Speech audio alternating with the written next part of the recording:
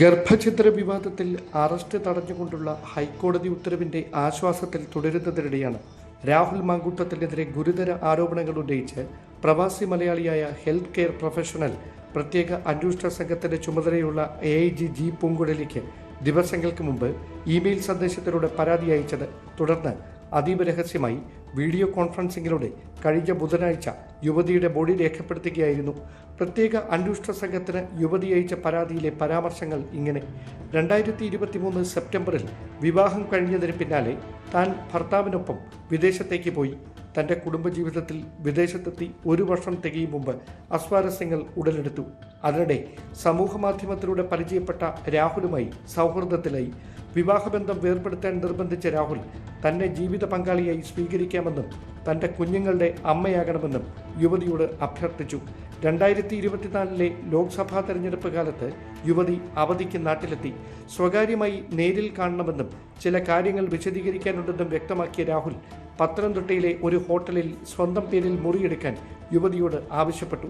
തുടർന്ന് ഭാവി കാര്യങ്ങളെക്കുറിച്ച് സംസാരിക്കാനെന്ന പേരിൽ യുവതിയുടെ മുറിയിലെത്തിയ രാഹുൽ മാങ്കൂട്ടത്തിൽ അതിക്രൂരമായി ശാരീരികമായി ദുരുപയോഗം ചെയ്തെന്നാണ് പരാതിയിലെ പരാമർശം. തടുക്കാൻ ശ്രമിച്ചിട്ടും തന്നിലൊരു കുഞ്ഞു വേണമെന്ന് ആവശ്യപ്പെട്ടുകൊണ്ട് നിർബന്ധപൂർവ്വം രാഹുൽ ലൈംഗികമായി അതിക്രമിക്കുകയായിരുന്നെന്നും പരാതിയിൽ പറയുന്നു. അപ്രതീക്ഷിതമായ അതിക്രമത്തിൽ ഭയപ്പെട്ട യുവതി വൈകാതെ തിരികെ വിദേശത്തേക്ക് പോയി. തുടർന്ന് താൻ ഗർഭിണിയാണെന്ന വിവരം ഫോണിലൂടെ രാഹുൽ മാങ്കൂട്ടത്തിനെ അറിയിച്ചെങ്കിലും ഗൗനിച്ചില്ലെന്നും അവഗണനയും അധിക്ഷേപവുമാണ് മറുപടിയായി ലഭിച്ചതെന്നും യുവതി പറയുന്നു. കുഞ്ഞിന്റെ പിതൃത്വം തനിക്കല്ലെന്ന് പറഞ്ഞ് രാഹുൽ അധിക്ഷേപം തുടർന്നതോടെ ഗർഭസ്ഥ ശിശുവിന്റെ DNA പരിശോധന നടത്താൻ താൻ തീരുമാനിച്ചു. ഭ്രൂണത്തിന്റെ DNA സാമ്പിൾ ശേഖരിച്ച വിദേശ ഏജൻസി രാഹുലിനോട് പിതൃത്വം തെളിയിക്കാനായി പരിശോധനയ്ക്ക് തയ്യാറാകണമെന്നാവശ്യപ്പെട്ട് ഇമെയിൽ സന്ദേശം അയച്ചു. എന്നാൽ ഇതിന് മറുപടി നൽകിയില്ല.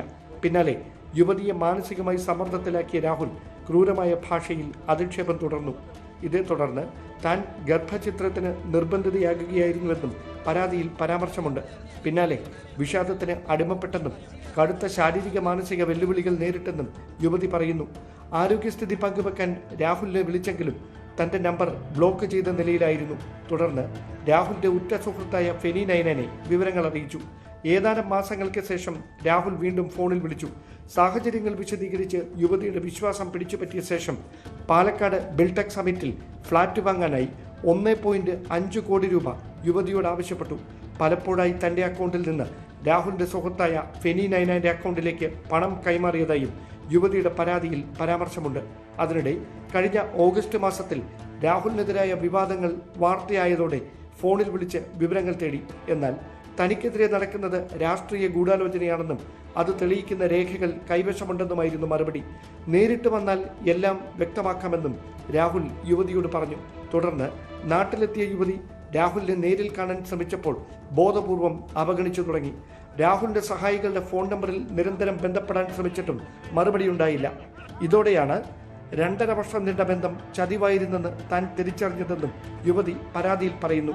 വീഡിയോ കോൺഫറൻസിംഗിലൂടെ വിദേശത്തുള്ള യുവതിയുടെ മൊഴി അതീവ രഹസ്യമായി രേഖപ്പെടുത്തിയ ശേഷമാണ് FIR രജിസ്റ്റർ ചെയ്ത് തുടർ നീക്കങ്ങളിലേക്ക് SIT കടന്നത്. ആദ്യ കേസിന്റെ അന്വേഷണത്തിനിടെ രാഹുൽ മാങ്കൂട്ടത്തിൽ ഒളിവിൽ പോയത് പോലീസിന്റെ വീഴ്ചയാണെന്ന ആക്ഷേപങ്ങൾക്കിടെയാണ് മൂന്നാമത് രജിസ്റ്റർ ചെയ്ത FIRൽ അതീവ രഹസ്യമായുള്ള പ്രത്യേക അന്വേഷണ സംഘത്തിന്റെ നിർണായക നീക്കം.